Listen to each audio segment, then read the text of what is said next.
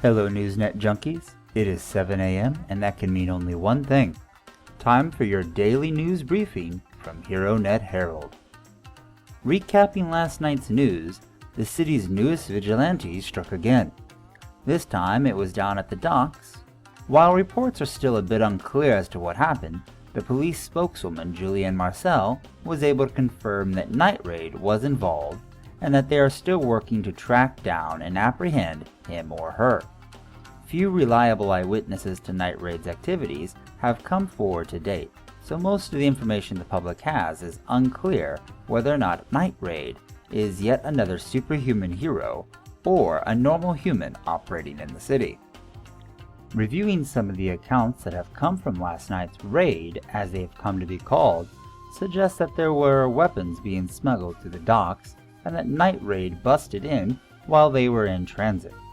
Officials have yet to confirm this story. Our news station, NNJ, has filed an official request with the police department for copies of all arrest records from last night in regards to the docks. We hope to have those today or tomorrow so that we can provide you with better information going forward with this story. Spokeswoman Marcel also stated that the police are still on the hunt for Night Raid and that there is still an ongoing $1,000 reward for any information that leads to the apprehension of Night Raid. Those interested may contact the police at 555-MC-POLICE.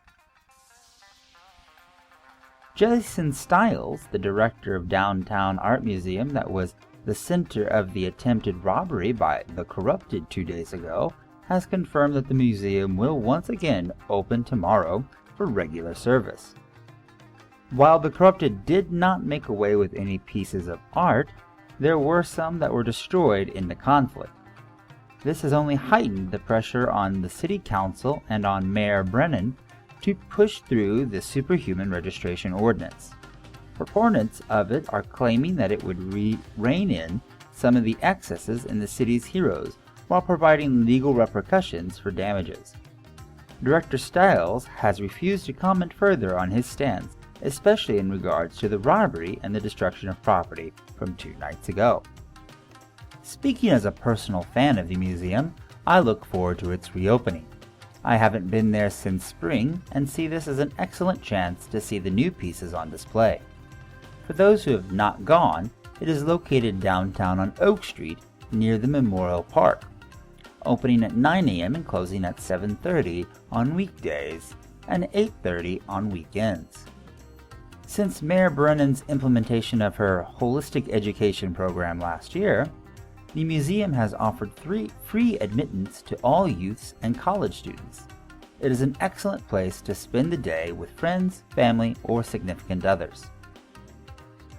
In traffic news, repairs are still continuing on 8th Street since the showdown with the Serpent and his forces last week, but they have reopened the eastbound traffic lanes again.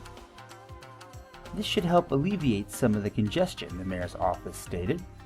But please continue with caution, listeners, as construction crews are still in the area, and while the cleanup company in charge, Aftermath Inc., has stated all residue from the fight has been officially cleared and it is safe for all drivers and pedestrians, it is always best to err on the side of caution. And that concludes the morning edition of the HeroNet Herald Briefing, as powered by NNJ, Newsnet Junkies. Stay tuned for the marvelous Miss Mary up next, and the GNU GNUs this afternoon.